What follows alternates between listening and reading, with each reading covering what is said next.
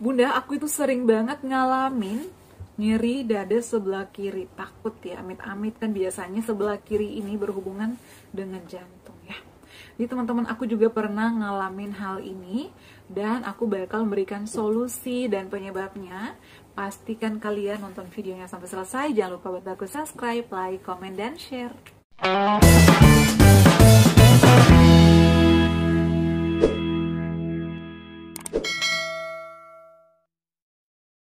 Assalamualaikum warahmatullahi wabarakatuh. Halo semuanya, kembali lagi di channel aku, Adeva dan Bunda. Gimana kabarnya nih? Semoga sehat selalu ya. Nah teman-teman, jadi banyak banget pertanyaan dari kalian. Aku mohon maaf karena belum sempat aku balas semuanya ya. Aku juga banyak aktivitas yang lain, tapi aku selalu menyempatkan ya untuk balas beberapa komentar. Kalau misalnya yang belum aku jawab, mohon bersabar ya. Jika aku nggak balas secara langsung, biasanya aku buatkan videonya ya. Jadi kalian pantangin terus channel YouTube aku ya. Jangan lupa di subscribe, like, dan jangan lupa juga nyalakan notifikasinya ya, loncengnya, agar kalian mengetahui video-video terbaru aku. Oke, langsung aja di video kali ini aku bakal jawab pertanyaan dari salah satu subscriber aku ya. Bun, tolong dijawab. Apakah Bunda pernah ngalamin nyeri dada di sebelah kiri ya? Dan ini apakah sensasi dari asam lambung ataupun penyakit yang lainnya? Jadi teman-teman, memang banyak banget sensasi asam lambung, GERD, anxiety ya. 1001 sensasi, bahkan pernah aku bilang 1.000.000 sensasi karena banyak banget sensasinya ya. Nyeri dada, perih di perut, begah, sendawa-sendawa, engap, kelayangan, pusing, mual, kebas, lemas, lesuh, lunglai, dan lain-lain sebagainya ya. Jadi aku juga pernah mengalami hal itu teman-teman, nggak sendirian, aku juga pernah ada di posisi itu. Jadi untuk nyeri sebelah kiri ini adalah merupakan sensasi atau salah satu sensasi dari GERD, asam lambung GERD. Jadi, ada juga yang bertanya perbedaan gastritis dan GERD ini, apakah sama Bun? Jadi, untuk gastritis dan GERD ini berbeda ya.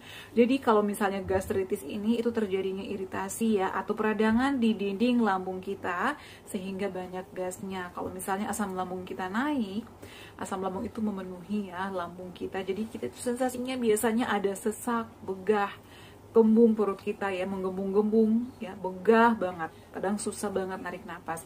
Itu adalah karena biasanya gastritis. Karena sensasi itu juga itu adalah karena sensasi gastritis. Karena aku juga pernah ngalamin itu, dan itu menurut aku adalah sensasi yang paling lama aku lawan pada saat itu ya, dengan cara menjaga pola makan dan juga aku konsumsi obat-obatan sesuai resep dokter. Alhamdulillah aku membaik dan terbebas dari sensasi tersebut.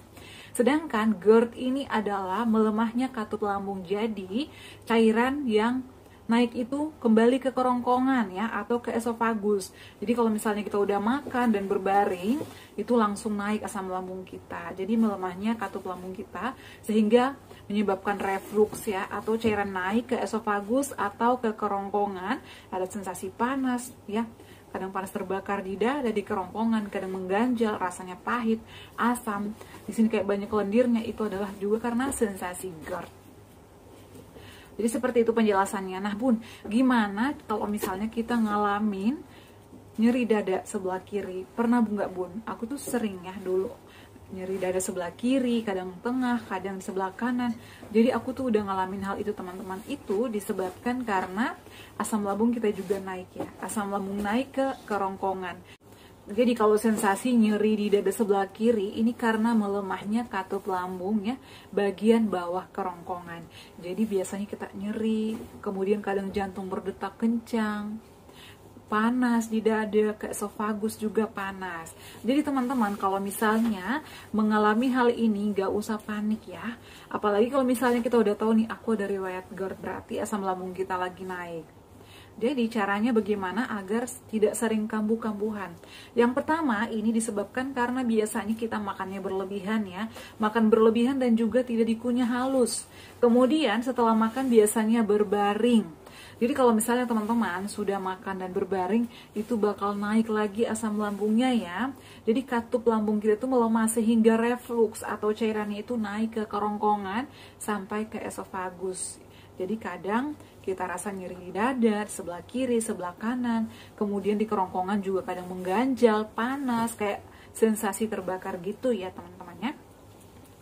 Jadi untuk mengatasi hal ini pada saat kalau misalnya ada sensasi ini, yang pertama itu adalah harus tenangkan pikiran. Karena kalau misalnya kita makin banyak pikiran, makin cemas, itu nanti akan timbul lagi dengan sensasi-sensasi yang lainnya. Aduh, aku ini kenapa?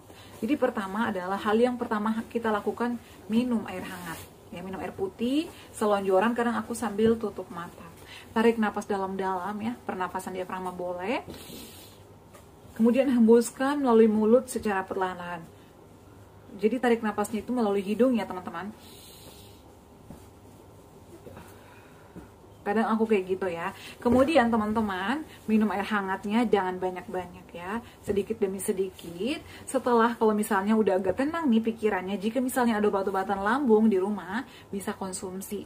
Tapi kalau misalnya nggak ada obat-obatan lambung, bisa konsumsi kunyit misalnya ya, kunyit tawar aja. Tapi bisa makan nasi dulu. Kalau aku nih pada saat itu harus makan dulu baru konsumsi kunyit. Kalau belum makan aku nggak berani, karena aku ada gastritis, ada radang di dinding lambung aku, sehingga kalau minum kunyit atau minum jahe atau minuman ramuan-ramuan yang lain, aku itu harus setelah makan 1 jam atau 2 jam setelah makan. Kemudian untuk pencegahannya gimana Bun? Agar tidak sering-sering kambuh ya, atau tidak sering nyeri di dada kita harus menerapkan pola hidup sehat ya. Pola makannya, pola pikirnya juga harus dikontrol. Carilah makan makanan yang sehat, bernutrisi, bergizi ya.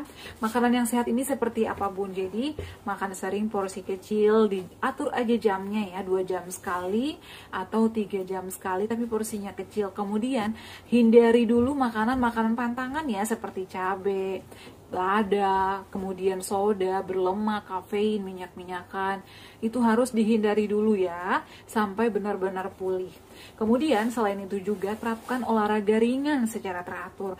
Kalau misalnya, aduh Bun, aku belum kuat nih lari, aku belum kuat nih jalan jauh, bisa sambil duduk. Aku udah sering buat video, olahraga sambil berdiri, olahraga sambil duduk juga bisa.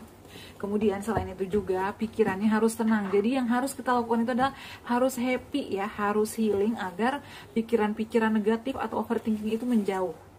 Lakukan relaksasi misalnya, yoga kualitas tidur agar kita tidurnya itu nyenyak teman-teman. Biasanya itu kita sering terbangun di tengah malam. Jadi makanannya juga harus diperhatikan.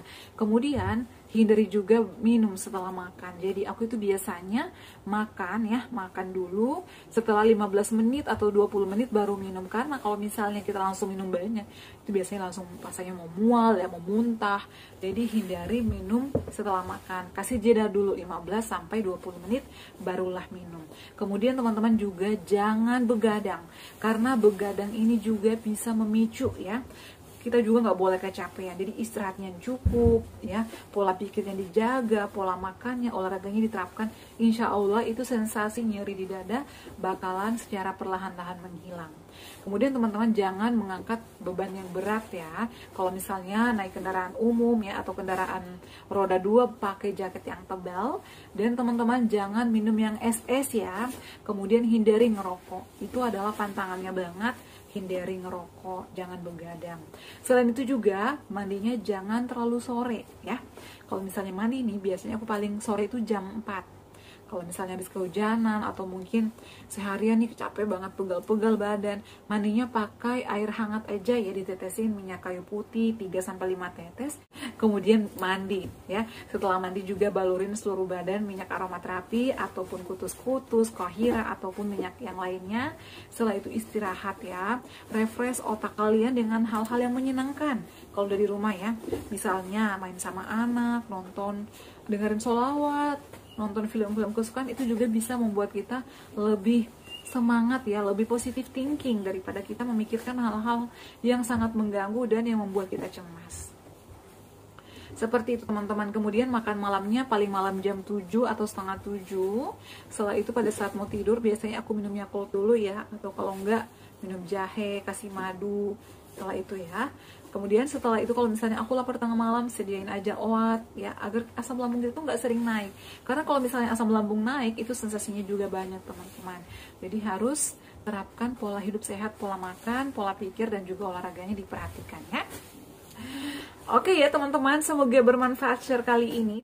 Dan yang bertanya nonton video ini ya, jadi kalau misalnya sering nyeri di dada nggak usah khawatir, nggak usah panik. Itu adalah hanya sensasi asam lambung, refluksnya atau cairan itu naik ke esofagus. Ya, jadi melemahnya katup lambung kita sehingga asam lambung kita itu naik ya ke esofagus dan juga menimbulkan sensasi-sensasi itu teman-teman. Jadi nggak usah takut ya. Lakukan aja tips-tips dari aku, semoga kalian lekas sembuh juga, bisa beraktivitas kembali seperti sedia kala dan jangan kambuh-kambuhan lagi. Oke ya, cukup sekian video kali ini. Jangan lupa untuk terus dukung channel aku Adeva dan Bunda dengan cara like, comment, share, dan subscribe. Assalamualaikum warahmatullahi wabarakatuh. Sampai ketemu lagi di video-video aku selanjutnya. Bye!